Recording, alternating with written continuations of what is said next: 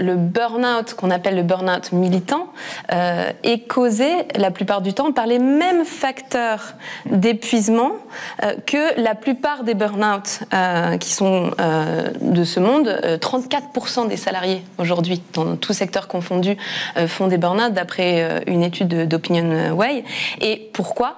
Eh bien, parce qu'il y a des techniques de management depuis la mise en place des politiques néolibérales, justement dans les années 80, d'un management et une organisation du travail qui vont chercher à détruire l'humain, à diviser pour l'empêcher de s'organiser. Et donc, moi, ce que je trouve intéressant aujourd'hui et ce que je décris aussi dans le spectacle, c'est de bien insister sur le fait qu'on devrait changer de mot, peut-être.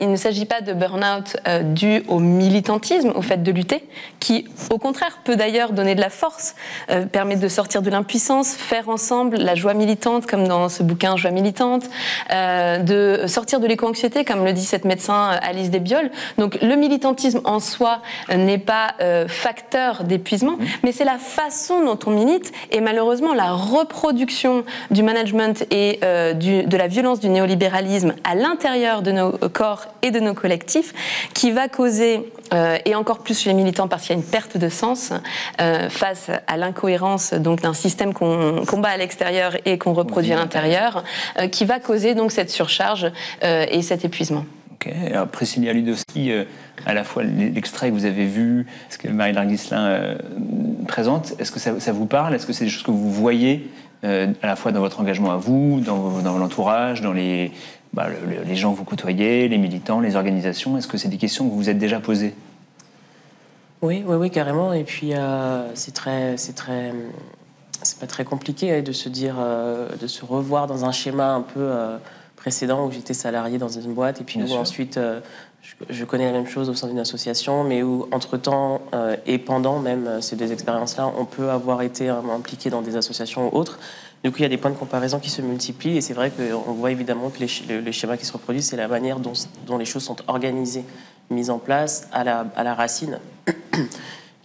Et parfois, les personnes qui évoluent donc dans ces sphères-là, que ce soit les personnes employées ou qui sont employées mais dirigeantes ou encadrantes, même sans forcément le vouloir, reproduisent ces mécanismes-là parce que ce sont les seuls qui sont mis en place et qui sont pas, il n'y a pas d'espace pour questionner leur fonctionnement. Et donc, oui, c'est quelque chose que j'ai vu aussi. Je me dis qu'on a aussi tant dans les sphères très entrepreneuriales que dans le monde de l'ESS ou militant en général. Économie sociale et solidaire. Économie sociale et solidaire. Je pense que même à titre individuel, on a aussi cette exigence de faire bien les choses, qu'on se met un certain niveau d'exigence. Tout à l'heure, donc, vous parliez des personnes qui sont dans le soin.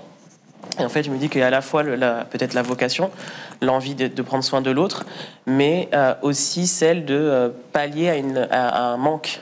Quand vous avez des personnes qui vont manifester parce qu'elles ont besoin de plus de moyens pour faire mieux leur travail, il y a aussi dans cette manière de dénoncer du militantisme. C'est à la fois le métier, mais à la fois de prendre le risque de questionner sa direction, aller dans la rue, donc c'est questionner le gouvernement, et en fait ça va même plus loin que le professionnel, c'est se donner corps et âme dans quelque chose. Et du coup, ça questionne toujours, on revient toujours au système, à l'organisation qui fait qu'on se retrouve à faire ce genre de choses.